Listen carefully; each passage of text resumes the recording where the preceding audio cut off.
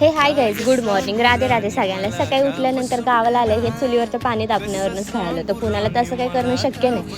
त्याच्यानंतर मी फ्रेश झाले. मला वाटलं सगळे आता माझ्या ब्रेकफास्टसाठी वाट बघतात, पण असं काय नव्हतं. ह्या सगळ्यांनी मला धोका देऊन स्वतः ब्रेकफास्ट करत बसले होते. त्याच्यानंतर आम्ही सगळ्यांनी मिळून ब्रेकफास्ट केला.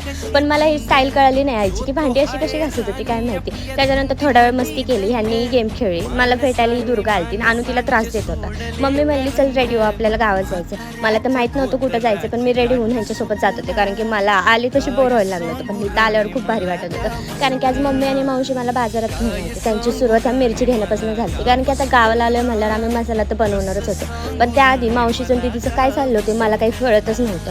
पण फायनली भाजी घेतली ना, आम्ही घरी निघालो होतो. रस्त्यात आईला विचारलं की आज काय स्पेशल बनवणार आहे. ताई म्हणजे नॉनव्हेज सोडून सगळं बनणार आहे. मग काय गप बसले, ह्यांच्यासाठी पण खायला वडापाव आणि भेळ घेऊन आले. हे तर खुश झाले, मीही खुश झाले होते. त्याच्यानंतर संध्याकाळी मस्तपैकी शेकोटी पेटवली होती. आता गप्पा तर जोरदार होणार.